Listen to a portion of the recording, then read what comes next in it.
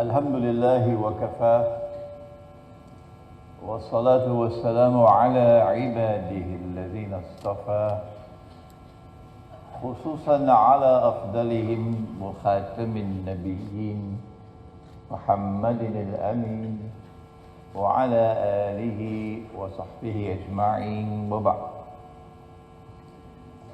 فأعوذ بالله من الشيطان الرجيم بسم الله الرحمن الرحيم ونزلنا عليك الكتاب تبيانا لكل شيء وهدى ورحمة وبشرى للمسلمين صدق الله العظيم.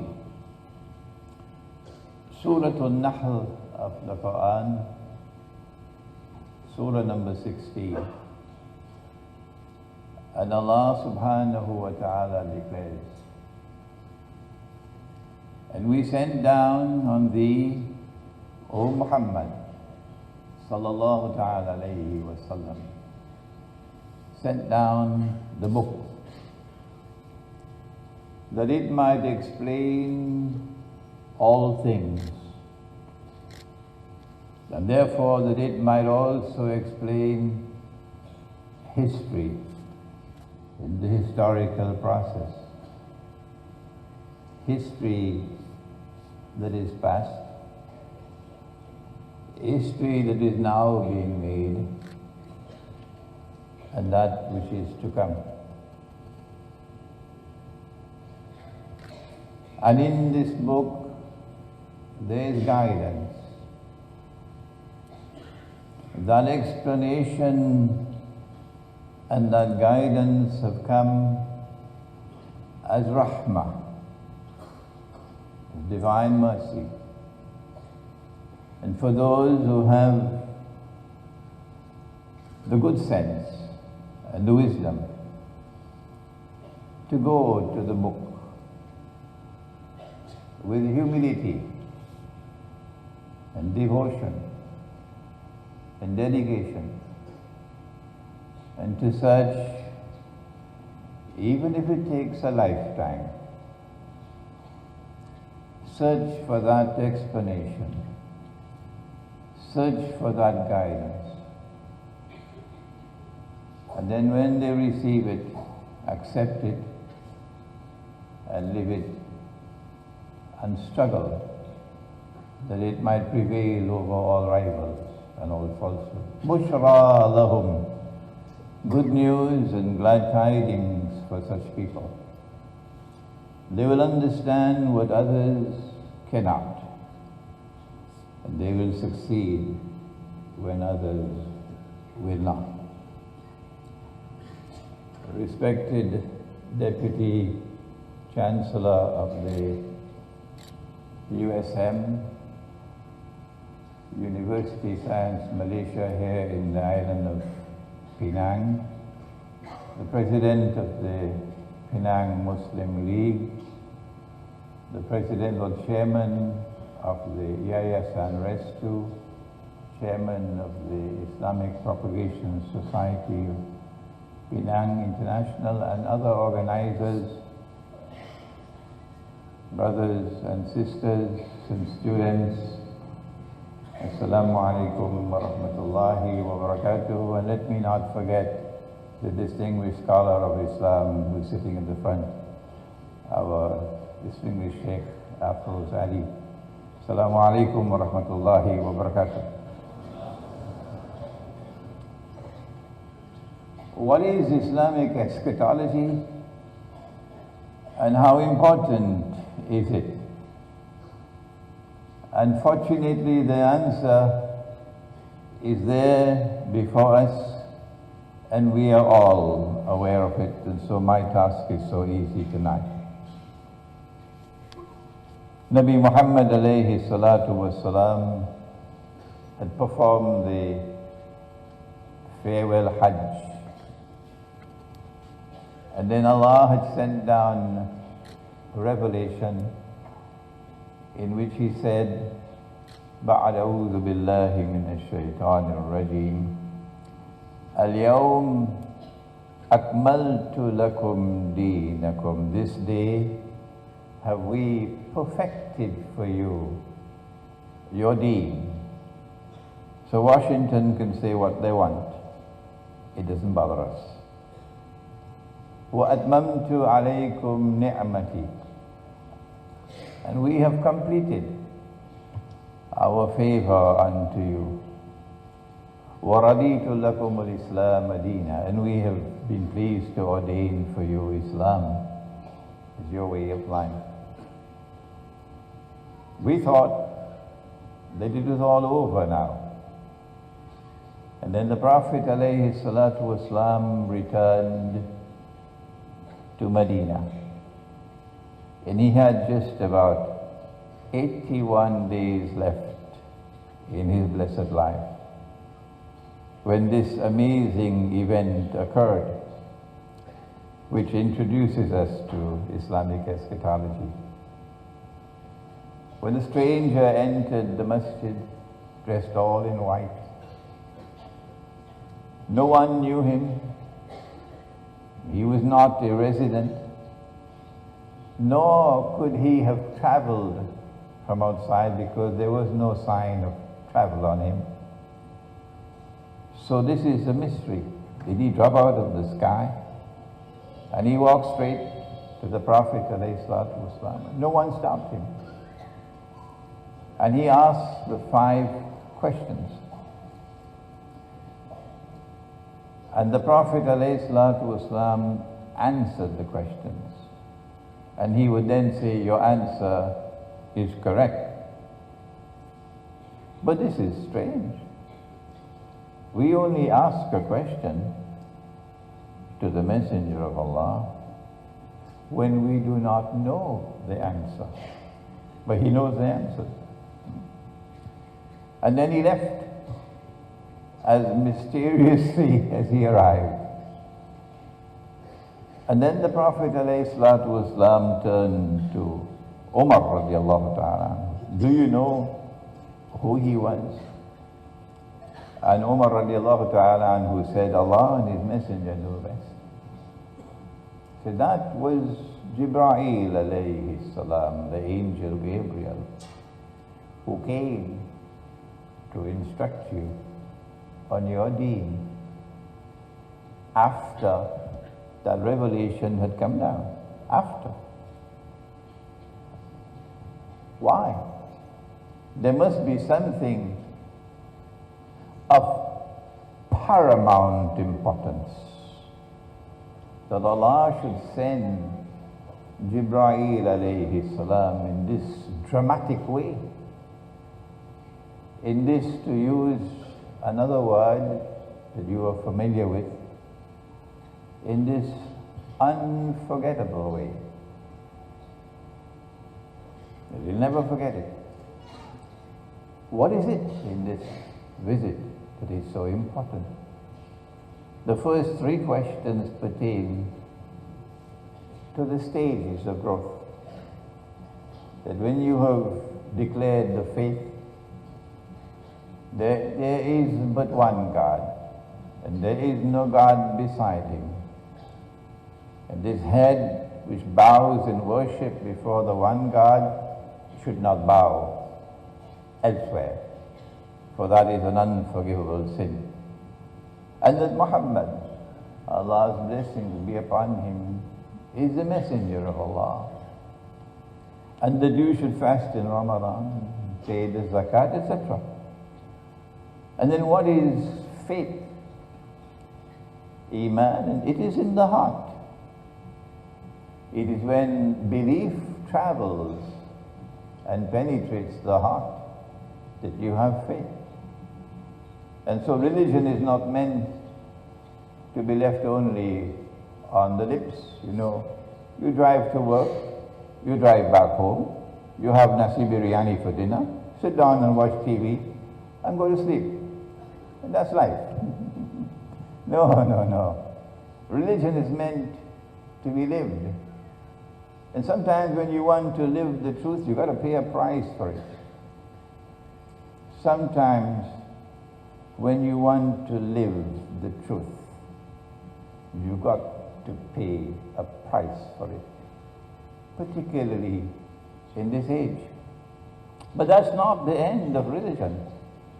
There is a higher stage. And there are those in this gathering here tonight.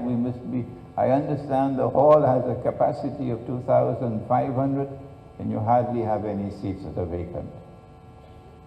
We might have some 16 and 17 years old tonight. And so I speak to you tonight, if you are 16 and 17, that there is a higher stage of religion. When he was asked, what is al-ihsan? And he replied and said, أَن تَعْبُدَ اللَّهَ كَأَنَّكَ تَرَهُ, that you should worship Allah and serve Him as though you were seeing Him. But we can't see Him with these eyes. No. لَن تَرَانِي, he said to Musa alayhi salam. No, you cannot see me with these eyes. Well then, how can we see Allah? To worship Allah as though you're seeing Him, that is epistemology, the branch of knowledge which studies knowledge and how knowledge is acquired. And that is at the heart of eschatology.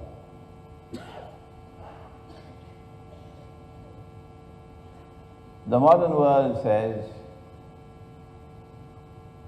that knowledge comes only from observation, from rational inquiry, from experimentation. But the Quran says no. The Quran says that there is external knowledge and there's also internal knowledge. That we have external eyes and we also have internal sight. Internal sight. I wish I could shout it out for those who still cannot hear, because they've been so secularized. Allah speaks in the Quran and He says, أَفَلَمْ يَسِيرُوا فِي الْأَرْضِ, will they not travel to the earth? Perchance that by traveling the dead heart might come alive. فَتَكُونَ لَهُمْ قُلُوبٌ يَعْقِلُونَ بِهَا أَوْ آذَانٌ يَسْمَعُونَ بِهَا فَإِنَّهَا لا تعمى الأبصار ولكن تعمى القلوب التي في الصدور. It's not these eyes which are blind. No. What is blind is the heart which is inside the chest. And so we have a different epistemology. We have an epistemology which says the knowledge also comes internally. Unfortunately, that's not taught in universities, and I'm conscious that I am the guest of a university tonight. The highest stage of knowledge, of religion, the highest stage of religion, and every Christian will agree with me, and every Jew will agree with me, and every Hindu will agree with me, and every Buddhist will agree with me. The highest stage of religion is to be able to see with the internal eye, with the heart. And then came questions 4 and 5, which is eschatology. When will the last hour come? I see. History is not endless. There is going to be an end to history. What are the signs of the last hour? Alamat as-sa'ah. This is the subject matter of eschatology. You cannot study eschatology with simply a declaration of faith. You need more than that. You cannot study eschatology simply by living the faith with sincerity and devotion. You need more than that. To study eschatology, you have to reach to the highest level. That the heart must also see. And the heart can only see when there is nur in the heart. Nur or light. And nur is not sold in the stock market.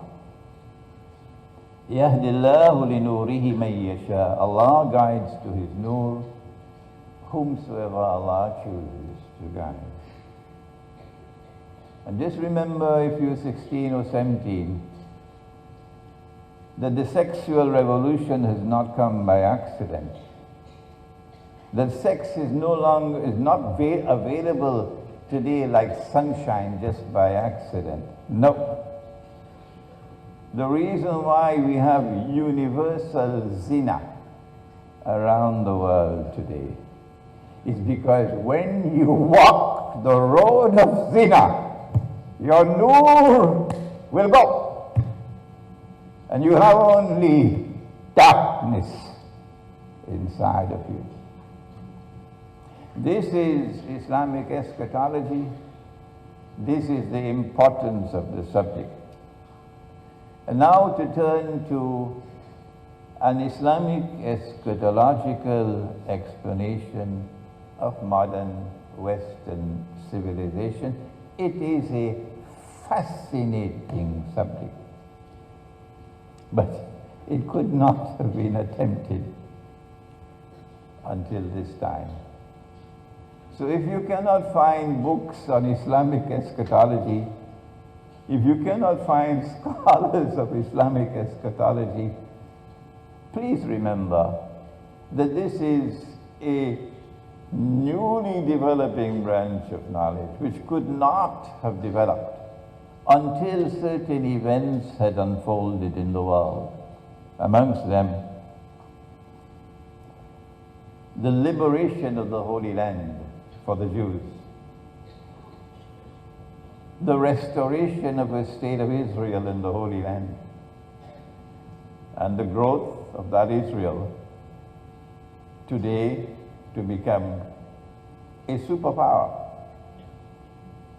and the anticipation of a Pax Judaica, as our chairman mentioned, a Pax Judaica seeking to replace Pax Americana, because you know, the United States is now in irreversible decline.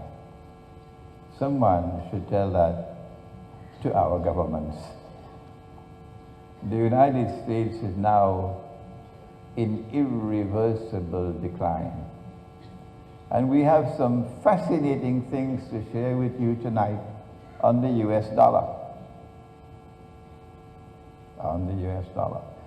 That in the same way that Pax Americana replaced Pax Britannica, so too Pax Judaica wants to replace Pax Americana.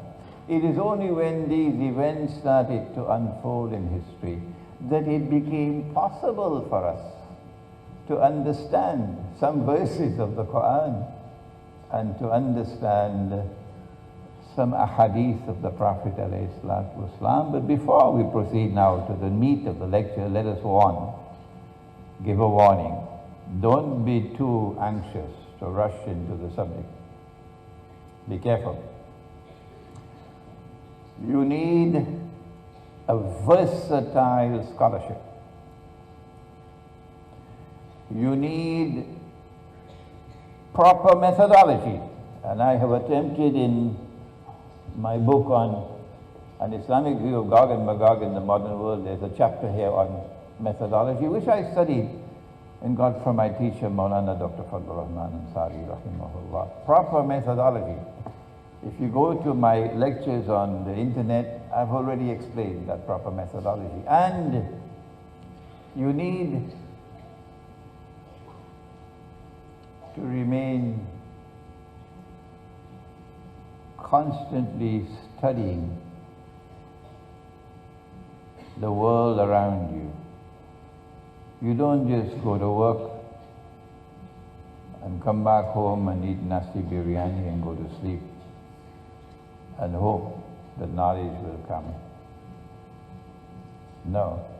If you're 16 or 17, you must prepare yourself for a lifetime of the pursuit of knowledge, to seek to understand the world around you, to seek to understand events which have passed, and then to be able to focus, for example, on the NATO summit which just occurred in Wales, ended yesterday, in which they have now branded Russia as the main enemy of NATO. Oh, that's stale news. We always knew that NATO was there for Russia. But they have PhDs in deception. And so now it's inevitable. The nuclear war is inevitable. If you are focusing your thought on the world around you, you are in a position to study Islamic eschatology. And finally, Allah has to bless you with nur. And Allah chooses whomsoever He blesses with nur. If your job is more important to you, if your promotion is more important to you, if your freedom to fly, so your name is not on a no-fly list, if that is more important to you than the truth, forget it. Go and eat durian in Penang. Forget it. You're not going anywhere until you have a backbone made of steel. And you can stand up. Stand up for the truth, regardless of the price you have to pay. They're going to say you're a terrorist. They're going to say, get rid of this man. Let them talk. Because if Allah blesses you with nur, and with that nur you penetrate the Quran, then you will rise in honor and respect in the world. And your name will live on, while they will remain less than footnotes on the pages of history. And so now let us go to the Quran to understand modern Western civilization. And I now have the impossible task of fitting in into 1 hour what should take about 4 or 5. So make dua for me. Allah speaks in the Quran in Surah Al-Rum. And if I have to cut corners, forgive me because of time. Allah speaks in the Quran in Surah Al-Rum about Rum. The word Rum occurs in the Quran only once. And He says, Alif Lam Mim, غُلِبَتِ الرُّوم. Rome has been defeated. في أدنى الأرض, in a land close by. Rome has been defeated in a land close by. Who is Rome? وَهُمْ مِنْ بَعْدِ غَلَبِهِمْ سَيَغْلِبُونَ. But after their defeat, they are going to be victorious في بضع سنين, in just a few years' time. Who is Rome? Who has been defeated just before this verse of the Quran was revealed, and who will be victorious in just a few years after the revelation of this verse of the Quran? Was Washington around at that time? Was London and Paris around at that time? Was NATO around at that time? Where have their sense gone? These people who identify Rome with NATO. Have you no sense in your head? لله الأمر من قبل ومن بعد. Decision making, defeat and victory is with Allah. The previous occasion and the subsequent occasion. And on that day when Rome is victorious, وَيَوْمَئِذٍ يَفْرَحُ الْمُؤْمِنُونَ. Muslims are going to celebrate. This is the Quran. Rome, of course, they can say what they want. Rome, of course, is Byzantine Christianity, which was based in Constantinople. And you would notice that your brother Imran always uses the word Constantinople. Mustafa Kamal can go and jump in the sea if he wants. It doesn't bother me. Why do I use the word Constantinople when Mustafa Kamal prohibited the use of the word Constantinople by law? In Turkey, the law is you cannot use the word Constantinople. The law. It doesn't affect me. Why? Because Nabi Muhammad ﷺ used the word Constantinople. That's why. لَتَفْتَحَنَّ الْقُنْسْتَنْتِنِيَّةِ. You will most certainly conquer Constantinople. وَلَنِعْمَ الْأَمِيرُ آمِرُهَا وَلَنِعْمَ الْجَيْشُ ذَلِكَ الْجَيْشُ. You will most certainly conquer Constantinople. In Akhir Zaman, not 1452, that bogus one. You will most certainly conquer Constantinople. This is to come. So he used the word Constantinople, and therefore it is sunnah to use the word Constantinople. So Mustafa Kamal is not going to program Imran Hussein, not at all. Orthodox Christianity based in Constantinople, that was Rome. And the Quran spoke positively about Orthodox Christianity. And the Quran gave to us a relationship that was friendly, that we celebrated when Rome was victorious. We celebrated Surah Al-Rum. And I'll go to Surah Al-Ma'idah. And Allah speaks in Surah Al-Ma'idah and says that in time to come you're going to find something strange. لَتَجِدَنَّ. You will most certainly find in time to come أَشَدَّ النَّاسِ عَدَاوَةً لِلَّذِينَ آمَنُوا الْيَهُودِ وَالَّذِينَ أَشْرَكُوا. You must not be afraid to quote the Quran. I remember I was at the State University of New York in Stony Brook just before 9/11. And I was lecturing. And the Jews were sitting right in front of me. And I quoted the hadith that on that day, the stones will speak and say, Muslim, there's a Jew hiding behind me. Come and kill him. And they went and they complained to the Vice Chancellor. So our response was, if in the great democracy of the United States we are not allowed to quote the Quran or the Hadith, please tell us so. That's the last we heard about it. Don't be afraid to quote the word of Allah. You will most certainly find in time to come that those who will have the greatest hatred and hostility and enmity for you would be the Jews. The Quran does not say all Jews, so you should not say all Jews. No, it's a general statement. It does not say all Jews, no. وَالَّذِينَ أَشْرَكُوا. And those who pursue the agenda of shirk, they will have the greatest hatred and hostility for you. Shall I introduce you to shirk? You're very quiet, huh? The one sin that Allah will not forgive is shirk.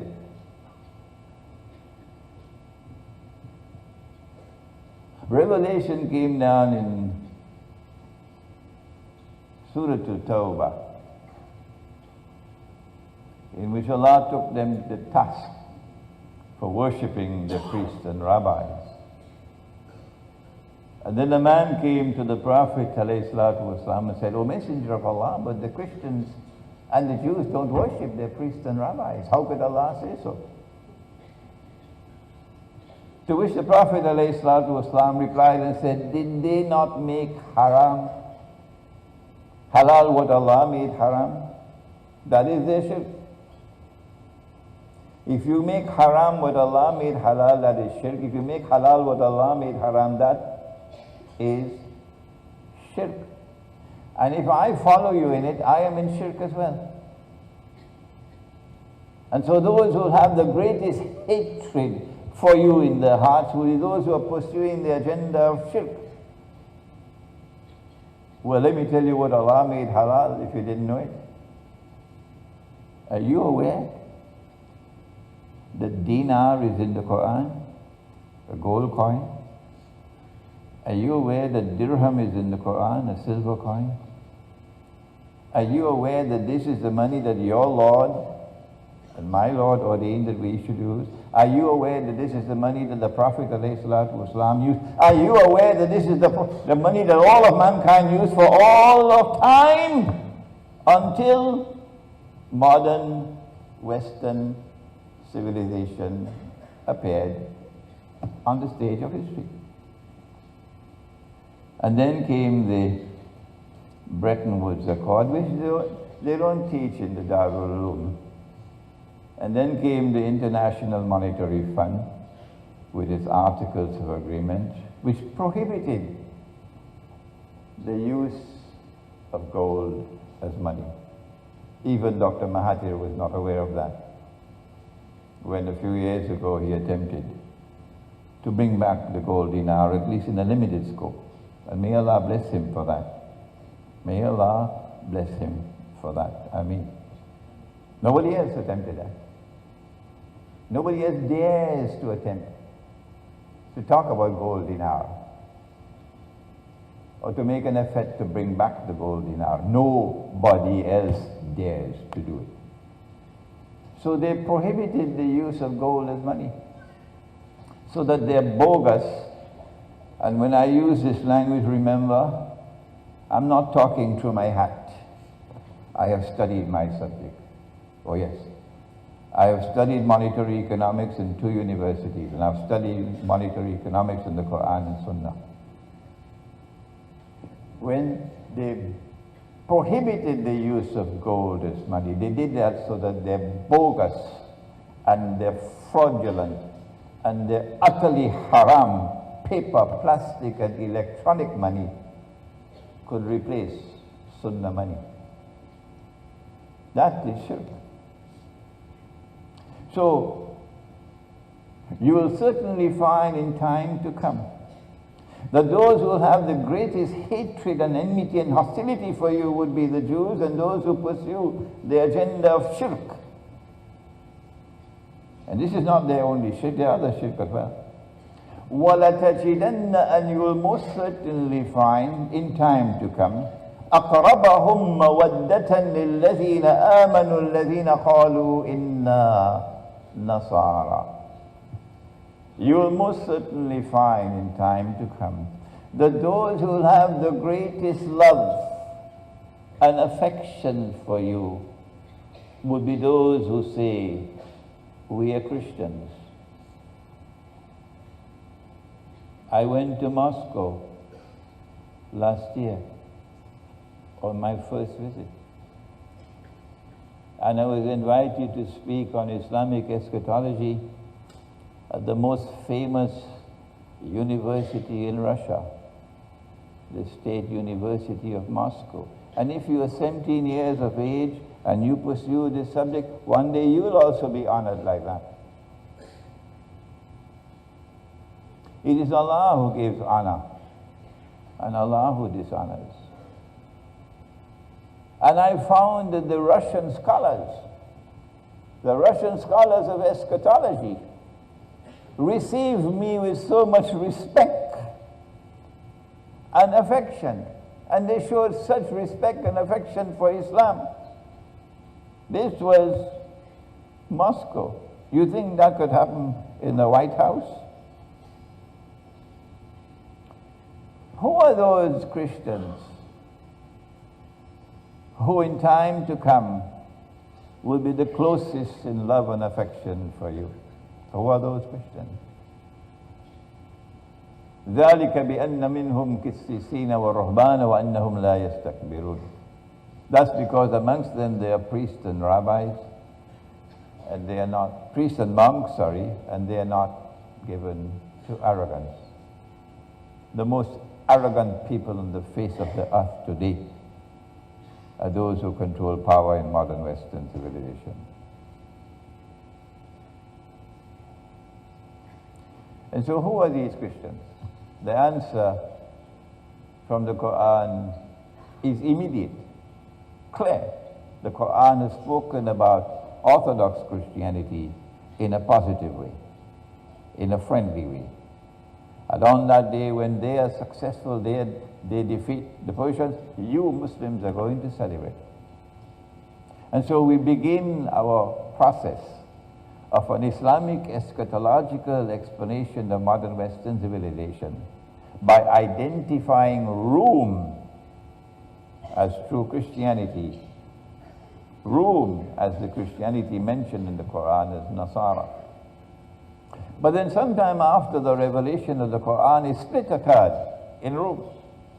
And one part of Rome broke away and went to Italy, created the Vatican, and created someone you may have heard about him, Santa Claus.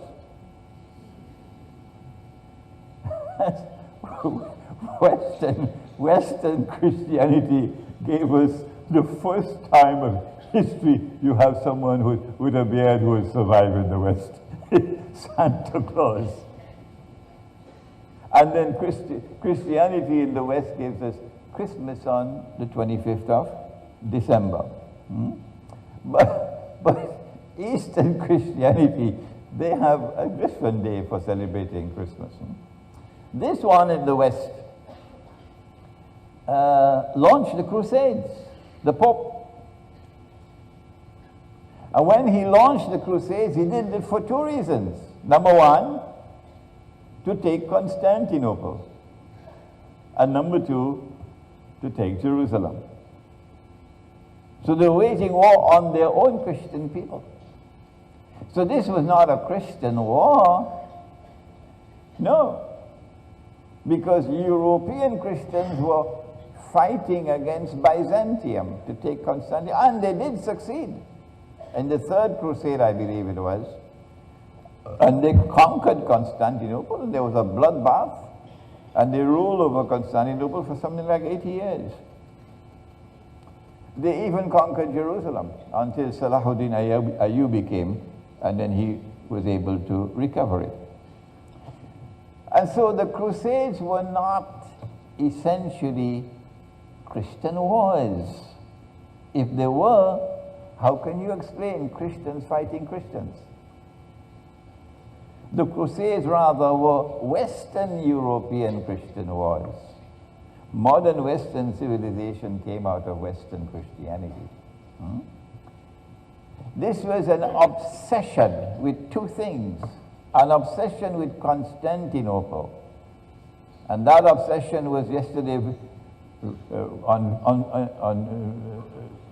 on display in Wales in the NATO summit with Russia.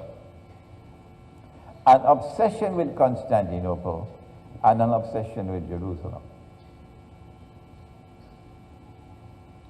But that was not all.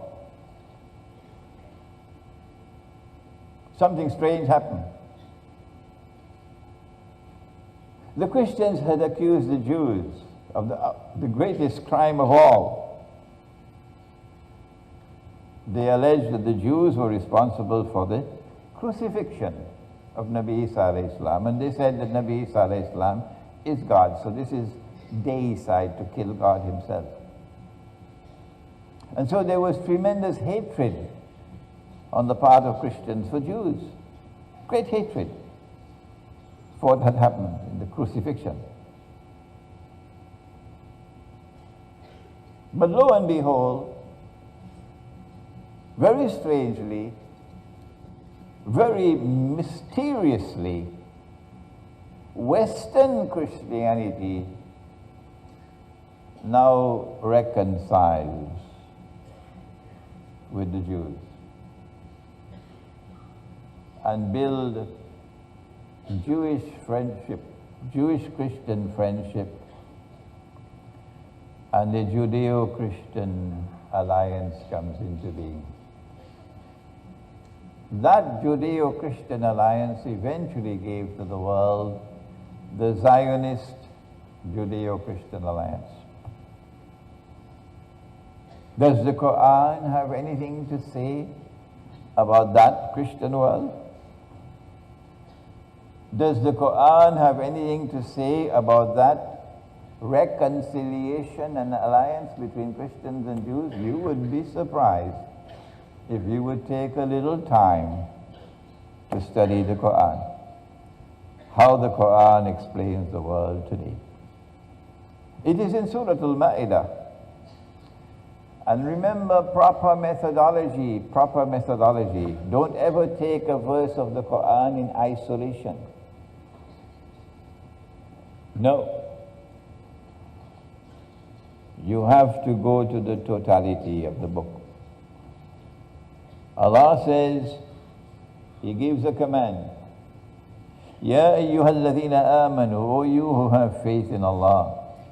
لا تتخذوا اليهود والنصارى أولياء. Do not take the Jews and do not take the Christians as your friends and allies. We have Christians, I'm sure, in this gathering here today, because there are Christians in Penang.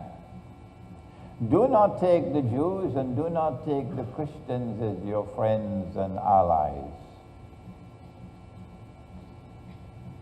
Is Allah speaking about all Jews?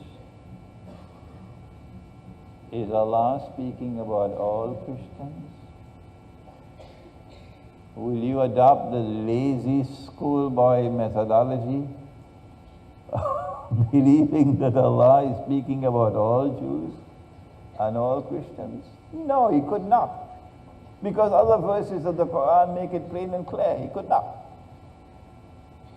Well then, which Jews and which Christians is He talking about? Don't take them as your friends and allies. Which Jews and which Christians? The answer is to be found in the words which follow. بَعْضُهُمْ أَوْلِيَاءُ بَعْضٍ. Do not take such Jews and do not take such Christians as your friends and allies, who themselves are friends and allies of each other. The Quran is anticipating, if you would allow that language, the emergence of a Judeo-Christian alliance. And when that Judeo-Christian alliance emerges in history, then you are commanded by your Lord, and you will have to answer in the grave if you disobey Him. You are commanded by your Lord, do not be friends and allies of that Jewish-Christian alliance. وَمَنْ يَتَوَلَّهُ مِنْكُمْ فَإِنَّهُ مِنْهُمْ. Whosoever from amongst you turn to them with friendship and alliance, you now belong to them. You've lost your Islam. إِنَّ اللَّهَ لَا يَهْدِي الْقَوْمَ الظَّالِمِينَ. Surely Allah will not provide guidance for a people who are wicked. That Judeo-Christian alliance has a trademark. Its trademark is becoming more and more apparent every day that passes by. Previously it was concealed. And then it emerged with the scientific and technological revolution, which gave them power, military power. A mysterious scientific and technological revolution, and there's nothing which predates it which can explain it. Why is it that Western Europe and not Eastern Europe? Why? Why only Europe? A mysterious scientific and technological revolution gives to Europe military power unprecedented in history. And then they use that power in a wicked way. They don't use power to punish the oppressor and to seek to bring relief to the oppressed. No, they are not Zulkarnain. No. They use power to oppress. And they use power against the most defenseless people of all. To persecute, to terrorize, to take from the poor the little that they have. A people with no heart, no sympathy. Wickedness. Surely Allah does not provide guidance for a wicked people. This is one of the reasons why your brother Imran does not put his foot in any territory which is a member state of NATO. That's my choice. You can make your choice. This is Surah Al-Ma'idah. Allah speaks positively about that Christian world. وَيَوْمَئِذٍ يَفْرَحُ الْمُؤْمِنُونَ. Byzantium, Orthodox Christianity. And Russia today is the head of Orthodox Christianity. And Nabi Muhammad alayhi salatu wasalam said about Akhirul Zaman, that in Akhirul Zaman we are going to make an alliance with Rome. We Muslims. Today, unfortunately, it's only Shia Islam which is making that alliance. And Sunni Islam is either eating Teh Tarik and drinking, eating roti canai and drinking Teh Tarik somewhere, or fall asleep. That's Sunni Islam. That's Sunni Islamic scholarship. And Allah speaks about this Christian world, which enters into an alliance with Judaism, a Jewish-Christian alliance. And Allah prohibits us from being friends and allies of these people. This is the foundation of an Islamic eschatological explanation of modern Western civilization. Modern Western civilization did not only use power to terrorize the world, waging war all over the world, conquering territories, colonizing them at the point of a bloody sword, including the Malay Peninsula. Innocent people, we didn't do them anything. Yet they came with their armies and they colonized. And when they colonized, they came with an arrogance that they are a superior people and we are the natives. And we must give up our way of dress. And we must dress like them. We must give up our language and we must speak their language. We must give up our roti canai and eat the Kentucky Fried Chicken.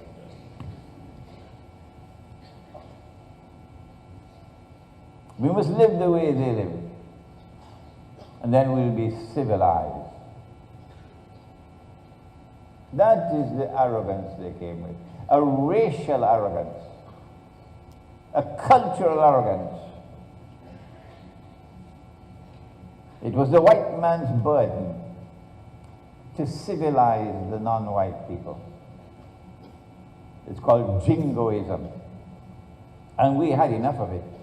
And then, when they ruled over us, they did something even more mysterious. They didn't come to rule over us simply to rip us off and to take all that they can take, suck all the wealth that they can get. No, they had another agenda. They came with an agenda to destroy all our institutions, political and economic, educational, social, religious, and replace them with institutions made in Europe.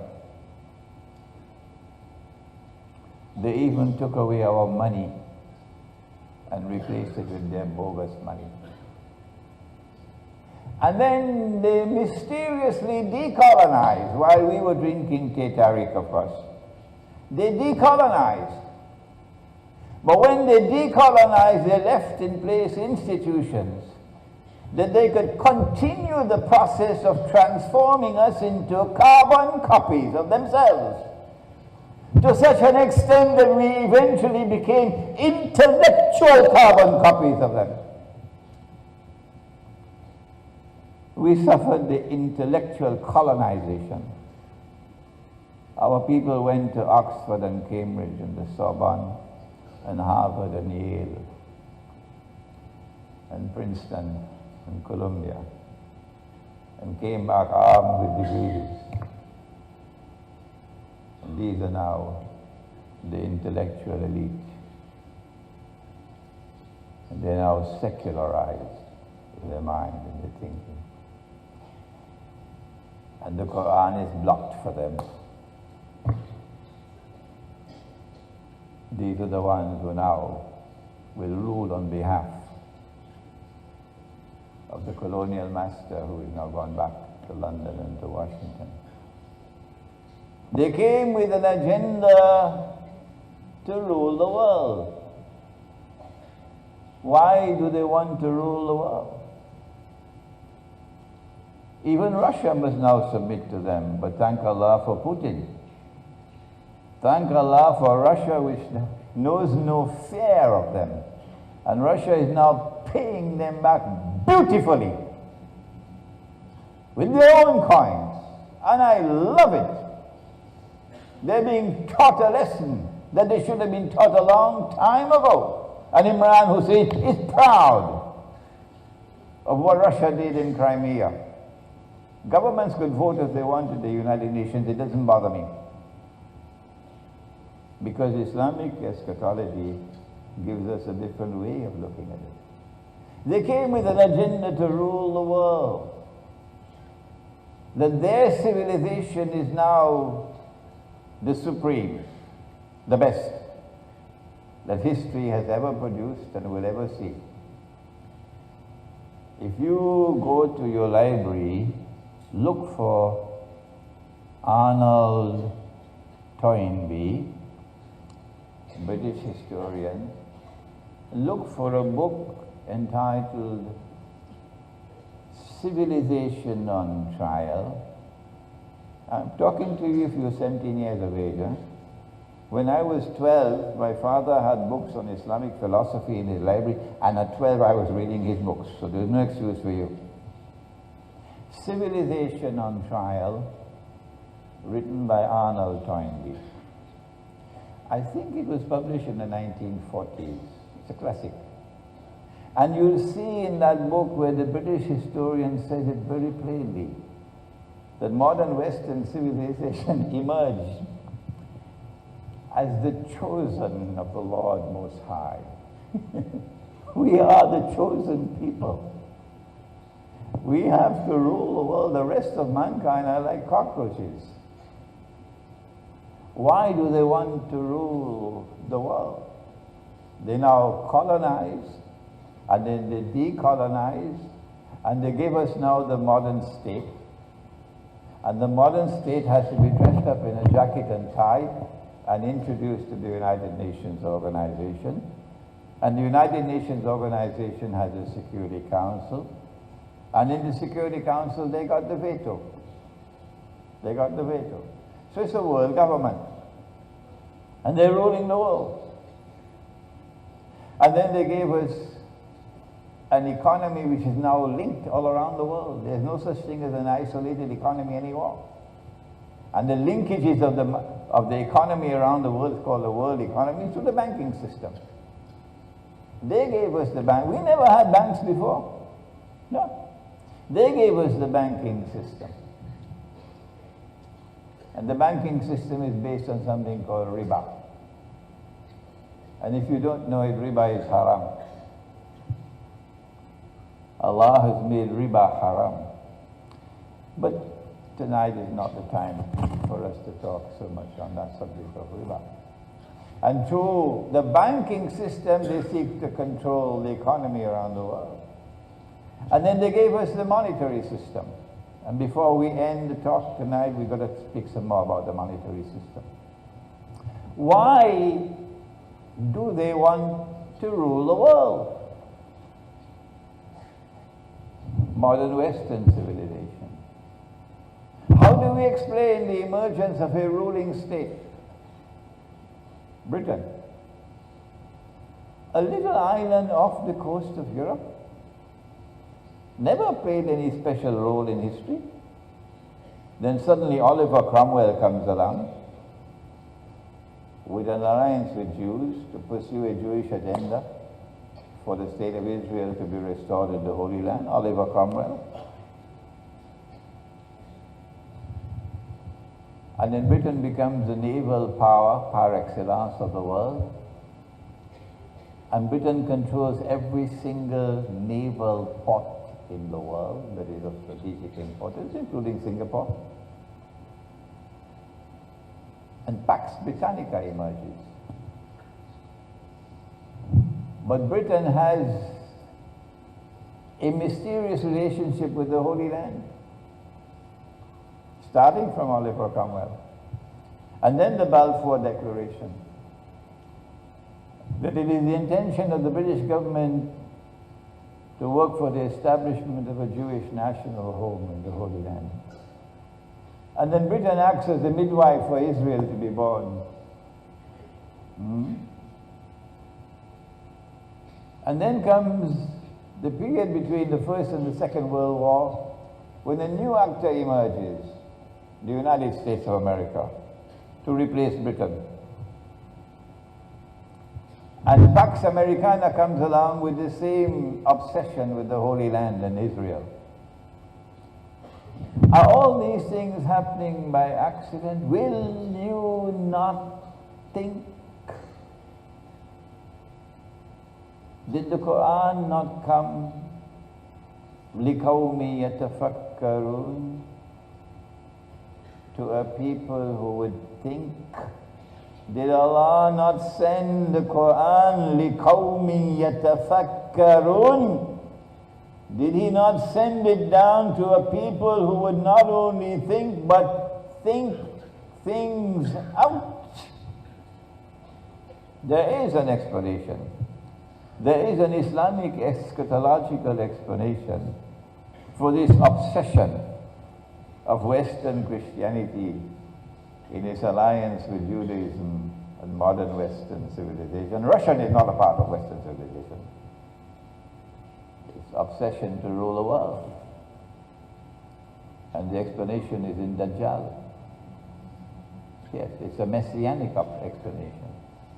The Christians here who are in this gathering would know about the Antichrist. Did the Prophet not say, sallallahu ta'ala alayhi wa sallam, that when Antichrist or Dajjal is released, he will live on earth for 40 days. Yawmun kasana, a day which will be like a year. Not a day which is a year. A day which is like a year. Yawmun kashahr, a day which would be like a month. Yawmun ka-jum'a, a day which would be like a week. وَسَائِرُ أَيَّامِهِ كَأَيَّامِكُمْ, and all his days, meaning all the rest of his days, like your days. Meaning that when Dajjal is released on earth, he has to pass through 3 different stages in which he will be in 3 different dimensions of time here on earth. Are there angels in this room, in this auditorium, apart of course from your wife? Are there angels in this? Some of you are falling asleep, I see. Are there angels in this auditorium? Of course there are angels. Can you see them? No. Why? Because they're not in our world of space and time. Are there jinn in this auditorium? You know, there are a lot of them in Washington. Yes, there are jinn here. But we can't see them. They're not in our world of space and time. So Dajjal is here, but not in our world of space and time. But he's here. He's working. He's operating. I'm fond of saying that I think some of the women are going to be annoyed with me now. Dajjal is a mastermind in deception. I am 72 years of age. I've spent my entire life in the pursuit of knowledge. So I'm not speaking these words absent-mindedly. Allah created men to have several wives.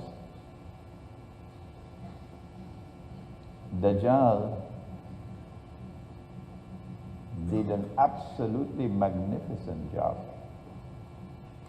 in brainwashing the women of the world, who in turn brainwashed the men.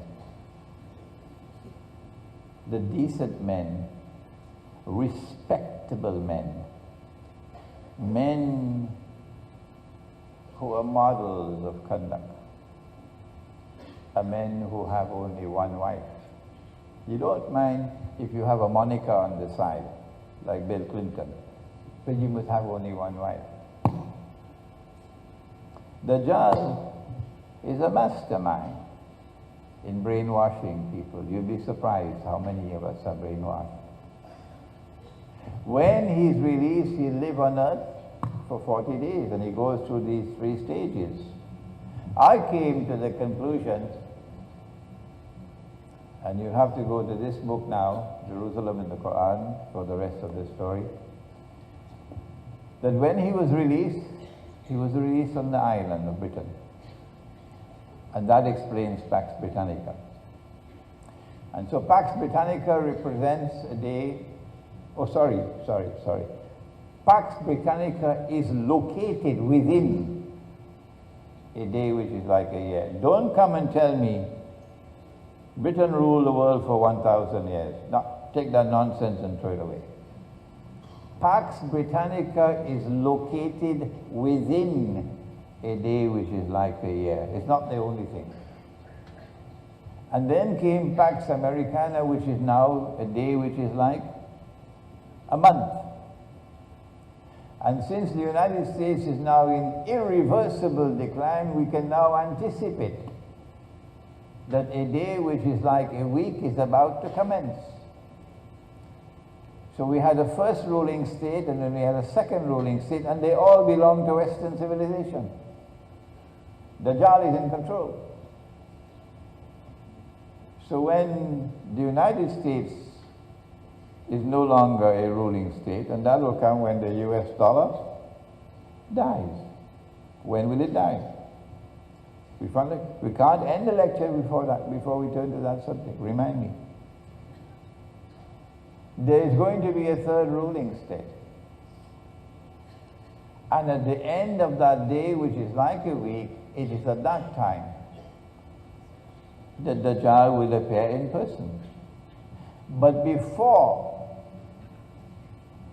a day which is like a week can commence, we must first identify which will be that third ruling state.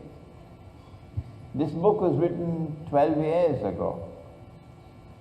And we said, and remember, when we give an opinion, do not accept our opinion unless you are convinced that it is correct. We said Israel wants to rule the world. And so Pax Judaica. The world of Islamic scholarship probably never heard about Imran Hussein. Or if they did hear about him, they didn't consider this to be important, so they have not responded to me. And they have not responded to Jerusalem in the Quran for 12 years, and I don't expect them to respond.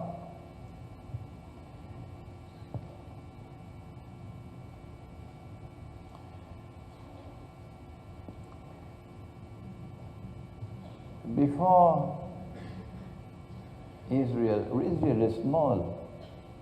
Before Israel can rule the world, something has to happen to make the world smaller. That's the Malhama. The Prophet spoke about the Malhama. The Christians call it Armageddon.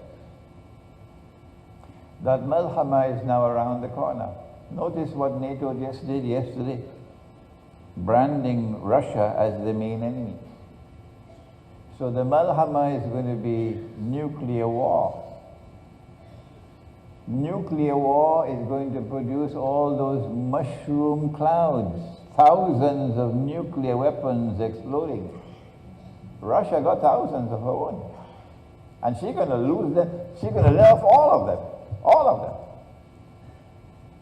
When those mushroom clouds come out from the nuclear weapons explosions, my understanding is that is the Dukhan. Remember the 10 signs of the last day? What are they? The 10 major signs. Number 1, Dajjal. Number 2, Gog and Magog. Number 3, the return of Nabi Isa alayhi salam. Number 4, Dukhan, smoke. Number 5, Dabbatul Ard, the beast of the earth. Number 6, that the sun will rise from the west. Number 7, 8, and 9. 3 earthquakes in which the earth sinks down and swallows what it swallows. 1 in the east, and 1 in the west, and 1 in Arabia. And number 10, that the fire will come out of Yemen and drive people to their place of assembly. So that one, the smoke, Dukhan. My opinion is that this is the Dukhan. The mushroom clouds from the nuclear explosions which are coming. Who will die when that nuclear war takes place? And who will live? I'm sure you want to know. It is only after that Malhama that Israel can rule the world, not before. And now I want to turn to a hadith. We have 2 more hadiths and we'll end.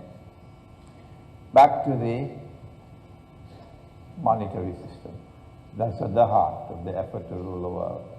The Prophet said, alayhi salatu wasalam, about Akhir Zaman, that the river Euphrates, Furat, will uncover a mountain of gold.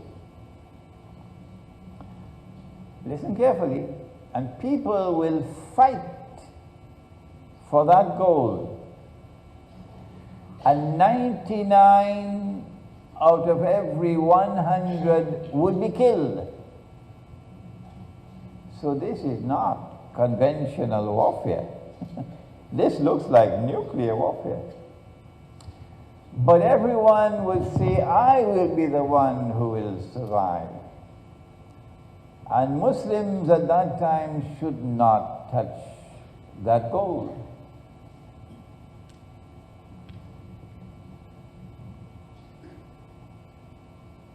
Proper methodology is that we should recognize that this is religious symbolism.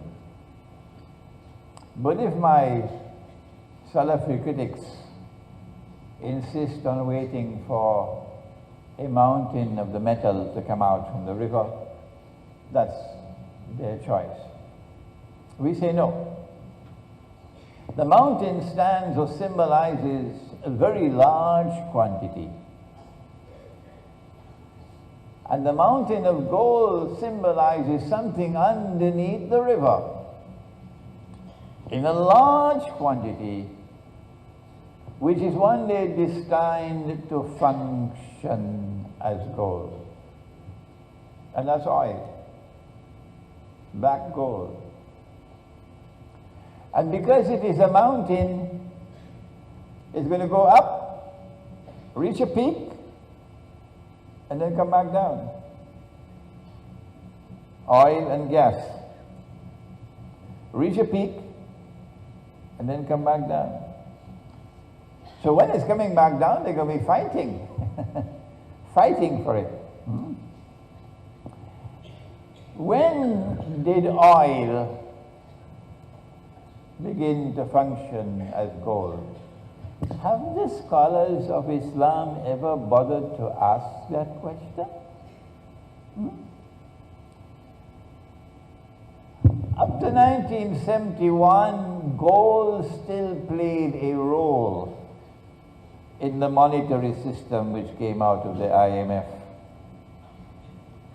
But in 1971, largely because of Charles de Gaulle, France kept on plugging away in attacking this unjust monetary system which came out of Bretton Woods and the IMF, and we don't have the time tonight to explain it. And eventually, when the French demanded that US dollars be redeemed for gold at $35 an ounce, kept on doing it. Then in September 71, the Americans had enough. The Vietnam War had broken the bank. And Richard Nixon retired to Camp David and then on Sunday declared, well, we gave our word that the monetary system will be based on gold and that all US dollars would be redeemable for gold at $35 an ounce. We gave our word, but we don't have to keep our word. After all, we're Americans. And so the United States reneged on its obligations under international law. And from September 1971, the US dollar was in no man's land. And if de Gaulle was still alive, he probably could have given it a blow that could have caused it to collapse. But de Gaulle had died. From 71 to 73, they planned. In 73, they had the Arab-Israeli war, and they were on both sides of the war. And they caused the war to go to a draw. And during the war, they knew that Faisal is going to impose an oil boycott. They knew that, and they wanted it to happen. And when the oil boycott emerged in the war, what happened to the price of gold, price of oil? The price of oil rose by 400%, from $3 a barrel to $12. And the US dollar collapsed by 400%, from $40 for an ounce of gold to $160 to an ounce of gold. And the Arab oil producing countries were just raking in the money.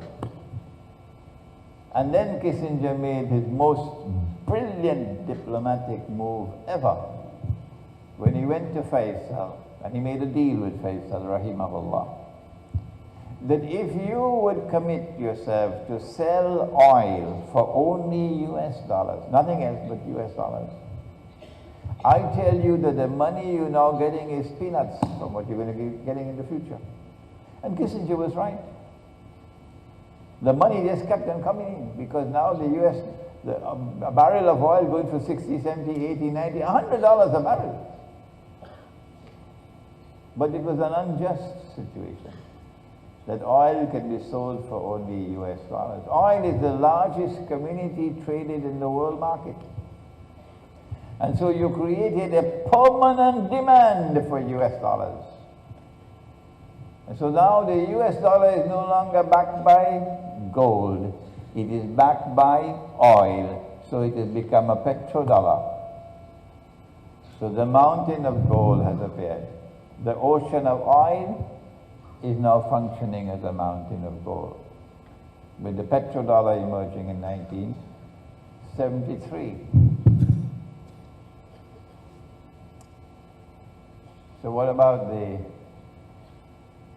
people fighting over it? And 99 out of every 100 would be killed. Answer?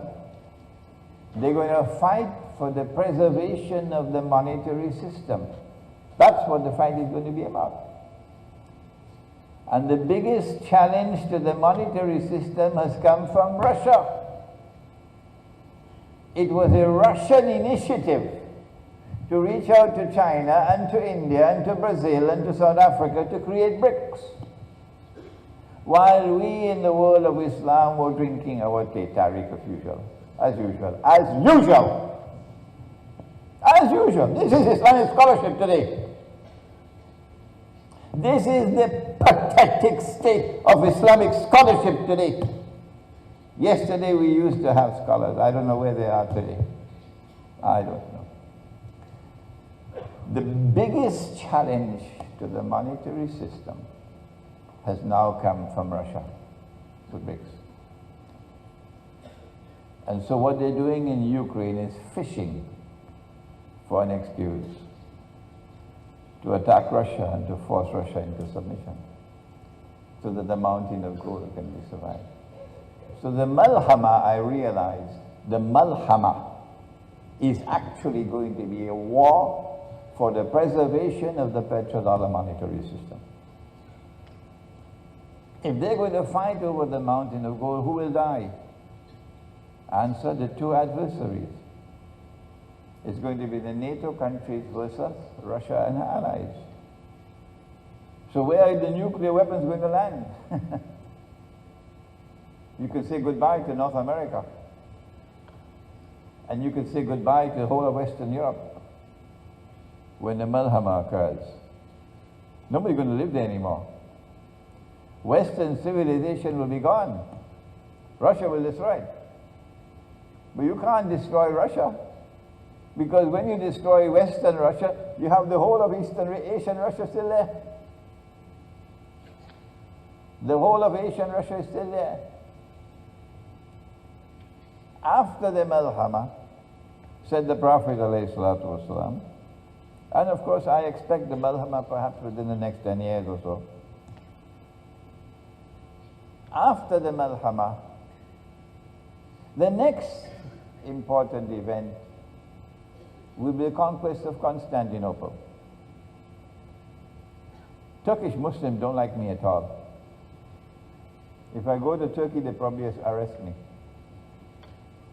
Because for 500 years, the Ottoman Empire fostered this lie, this bogus statement, that the conquest of Constantinople in 1452 by Sultan Muhammad Fateh was the fulfillment of the prophecy of the Prophet Muhammad. That's false. The malhama is still to come. And the conquest of Constantinople comes after the malhama.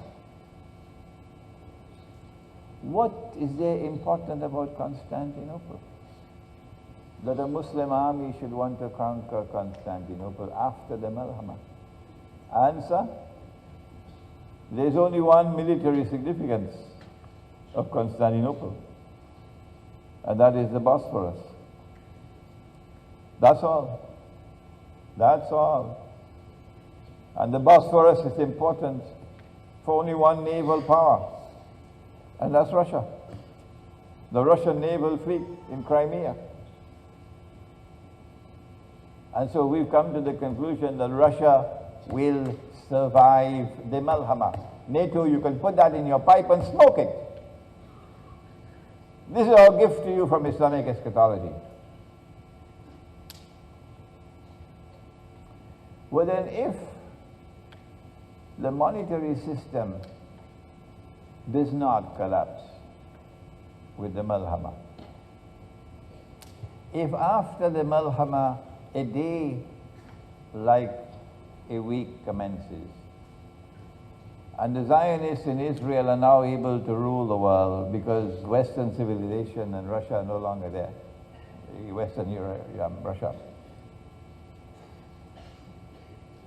Well then, how will the monetary system collapse? Because that is the heart of their power. Not the military, it's the monetary system. That is the heart of their power. Let me quote one more hadith and then we'll be finished. You'll be surprised how much there is to find, you can find in the Quran and in the hadith. You'll be surprised. The Prophet said, sallallahu ta'ala alayhi wa sallam, about akhirul zaman, that the earth will vomit from its liver columns of gold and silver. I read the hadith about 20 years ago. I put it in one of my books. Why never understood it? What is this vomiting? How can the earth vomit? Until I went to Yogyakarta last month for a retreat on the Muslim village.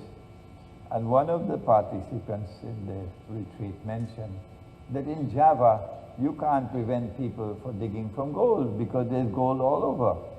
And the gold comes out from the volcanoes. Oh, Imran Hussein, oh, that is it. It clicked for me.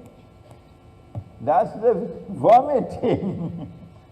That in Akhirul Zaman, volcanoes are going to erupt and columns of gold and silver are going to come out.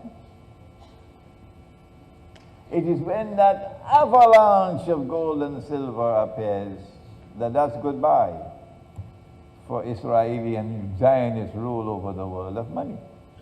Where will it occur? Obviously, it has to be in Indonesia. They tell me they have something called a ring of fire. Active volcanoes from Sumatra all the way down. And you already have gold coming out in small quantities. And so Akhirul Zaman is going to witness a huge avalanche of gold coming out from these volcanoes. Whether Lee Kuan Yew likes it or he doesn't like it makes no difference. The gold is going to come out. And when that gold comes out, that will be the end of their control over money. I wish we could spend some more time on this subject, but I've taken too much time already. What I've done tonight, by Allah's kindness and grace, is to share with you a method of using the Quran and using the Ahadith to explain the world today, and in particular, to explain the phenomenon of modern Western civilization. To warn you of Allah's command, don't take them as your friends and allies. And so we have to find a way and means to return to dinar and dirham as money. I hope and pray that tonight in this hall somebody, some group of you might be touched in your hearts, and somewhere and somehow in Malaysia we can establish an institution to teach Islamic eschatology, outside of a university, however. If we can do that, if we can establish an institute of Islamic eschatology here in Malaysia, I tell you, you'll be surprised. There'll be people coming from all over the world to study Islamic eschatology, because this is the most important branch of knowledge in the world today. May Allah bless all those who now return to the Quran with humility, with dedication, with faith, with tears in your eyes and tears in your heart, to struggle for the knowledge and guidance and explanation which is in the Quran, and then to apply that in the world today. رَبَّنَا تَقَبَّلْ مِنَّا إِنَّكَ أَنْتَ السَّمِيعُ الْعَلِيمُ وَتُبْ عَلَيْنَا يَا مَوْلَانَا إِنَّكَ أَنْتَ التَّوَّابُ الرَّحِيمُ بِرَحْمَتِكَ يَا أَرْحَمَ الرَّاحِمِينَ. آمين.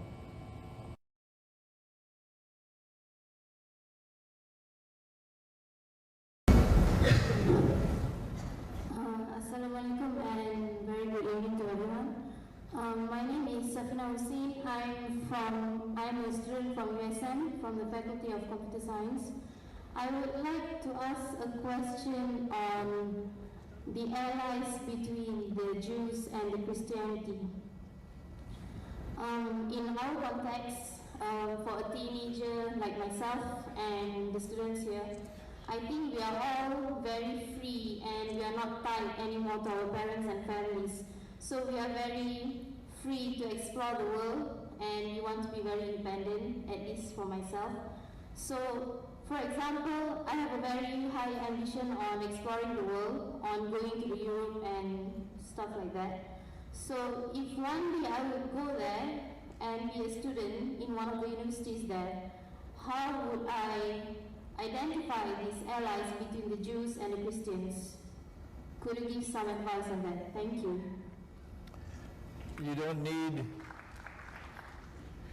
don't need to travel to Washington and to London to study the subject. You can do the studies right here in Malaysia or any other part of the world. It's just a matter of research. Simple, it's elementary research. You will see, for example, the relationship between Britain and the State of Israel, the relationship between the United States and the State of Israel. And in these two alone, Britain and Israel, United States and Israel, you will see the link between the two. Then look at the Christians, fundamentalist Christians in the United States, for example, and their support for the State of Israel. They call themselves Christian Zionists, and you have others who are called Jewish Zionists. And the Christian Zionists and the Jewish Zionists form themselves as friends and allies. This is elementary research. You don't have to go to Washington to do this research at all. The more important thing for you to decide upon is the Prophet said, alayhi salatu wasalam, when you see something which is evil, you must change it with your hand. And if you cannot, then change it with your tongue. And if you cannot, then change it with your heart, but that is the weakest form of faith. You go to study at Columbia University in Manhattan, famous university, Jewish control, Zionist control.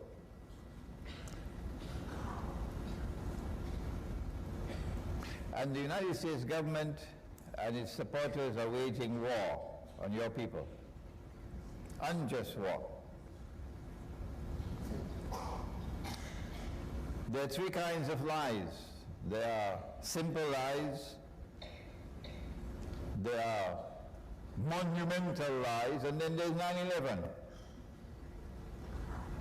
And they blame 9/11 on us, Muslims and Arabs. And you know it's a lie. It's false. The evidence is already there. Most Americans believe the American government is lying on 9/11. But you go and you remain in the United States. In order to do your studies there, you got to keep your mouth shut. Because if you stand up and say 9/11 was not done by Muslims, no, that's the Israeli Mossad. Would you be able to continue your studies? No. Your name will probably be on a no-fly list. So in order to be able to pursue your studies in the United States, you've got to put your tail between your legs and keep your mouth shut. There's no integrity in that. Now, had I remained, I had a U.S. green card. I left the United States 2 weeks after 9/11. I had a very high profile in New York. And my profile was rising over the United States. I left the United States 2 weeks after 9/11. I've never put my foot in that country again. Why? Not because I did not benefit from my stay in the United States. I benefited tremendously. I learned a lot while I lived in the United States. But I knew that I would not have the freedom anymore. And for me, it was more important to be in a place like Malaysia. And the government of Malaysia has never even once placed any obstacles in my path. Preaching Islam and teaching Islam. Never once in the 22 years I've been visiting this country. But if I were to preach Islam the way I do, Would I survive in the United States? There's something called integrity. There are things in life that money cannot buy. One of them is integrity. So you've got to choose whether you want to get the university education in the United States and keep your mouth shut, or you prefer integrity and to stand up and call a spade a spade. The choice is yours. Assalamu alaikum, everyone. My name is Ayman Zaid. I am from the School of Social Science. I would like to ask a question regarding the Russian Prime Minister Vladimir Vladimirovich Putin, aka Putin. President. Russian president. Yes. What did he actually do to cause a serious backlash to Western policies? I just need some highlighted examples. Thank you. Please go and do some research on something called BRICS, B-R-I-C-S, in which Russia is leading a group of 5 countries: Russia, China, India, South Africa, and Brazil, to establish an alternative monetary system that would seek to get out of the clutches of the IMF and the monetary system based on from the Western world. That is the first challenge. That's the most important one of all. That's the one they want to wage war over. Russia has slapped them on their faces over homosexuality. The Western world is now moving towards an agenda in which increasingly governments are declaring that it is halal for a man to marry another man and get a marriage certificate. And tomorrow, non-European countries also are going to be forced to submit. They have the Gay and Lesbian Rights Day parade every year. In Manhattan, it's a huge thing. Russia has enacted legislation prohibiting homosexuality in Russia. This is the Russian Orthodox Church raising its standard of revolt against Western Christianity. We don't have the time to go to Crimea. We don't have the time. But if you go to the internet, you will find my lectures on the subject. Russia has just delivered to the Zionist world the most significant setback they have ever experienced since the Zionist movement was created in 1897. And that was the loss of Crimea. Crimea returned to Russia. So Russia gave them a slap on the face in Crimea. They didn't like it at all. And now Russia is winning in Ukraine as well, paying them back in their own coins. So they are up in arms against Russia. They're not accustomed to anyone treating them like this. And it is inevitable that they're eventually going to have to wage nuclear war with Russia. It doesn't matter whether it's Putin or anybody else. It is the Russian people. They all support Putin. Yeah. Assalamu alaikum, Sheikh. My name is Yusuf, Sheikh. I would just like to ask, based on your lectures, you have said a lot of times that Russia should be considered as the ally of the Muslims. My question is, how about the Shia Muslims? Should we consider them as an ally or a friend, or should we consider them as an enemy? Because based on my little research that I've done, most of the Sunni scholars have considered the Shia sect as kafirs. So can you please elaborate on that? I am Sunni.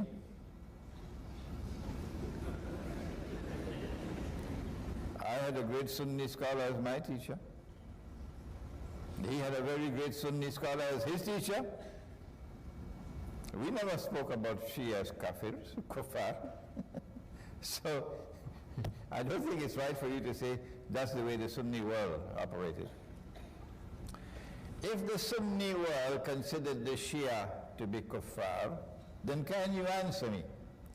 How do you explain that for more than 1,000 years of our history, no matter who ruled over the Hajj, the Shia were never prohibited from performing the Hajj? How can you say that the Shia are kuffar and you have never done anything to prevent them from performing the Hajj? You've never raised your voice to say they should not perform the Hajj.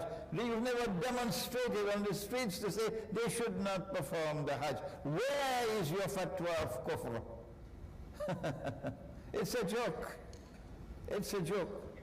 The Hajj is coming. Nobody is protesting anywhere on the face of the earth about the Hajj, Shia performing the Hajj, and yet fatwa of kufr. It's a joke. No.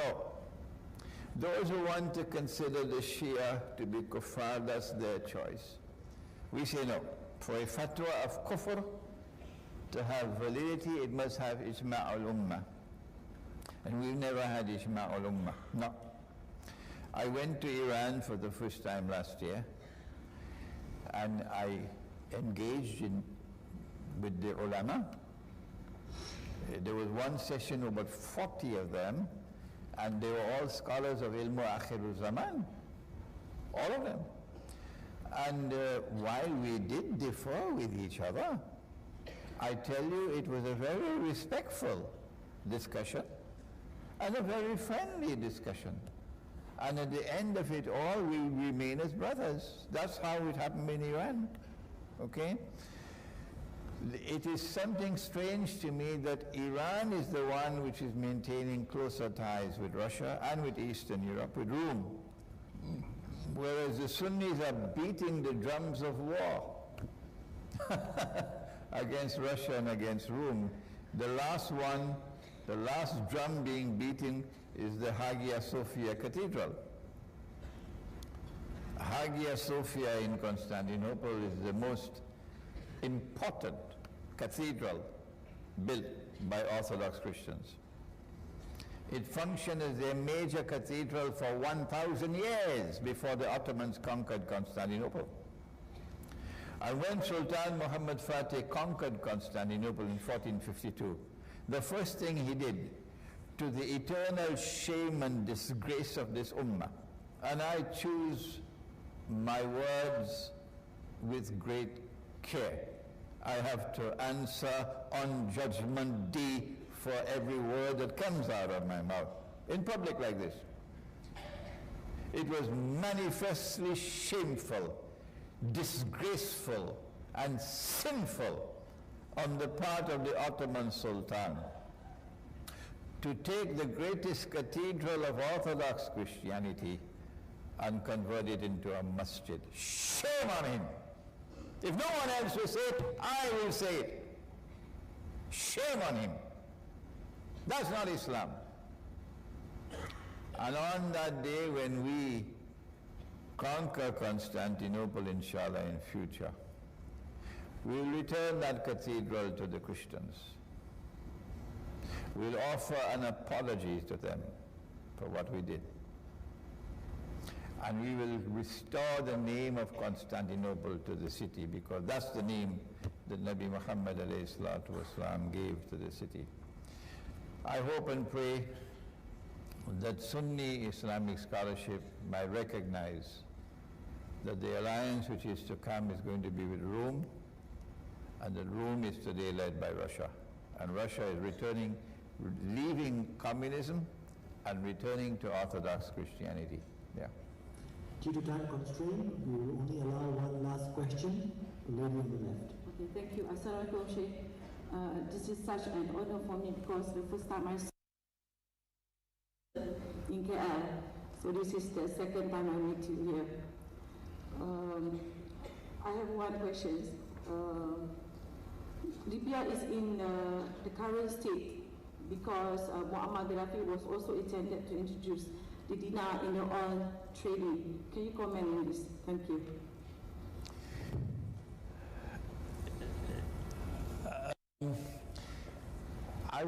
I have to confess that I was not aware of the Libyan government's intention of introducing a gold-backed monetary system for Africa. I was not aware of this, okay?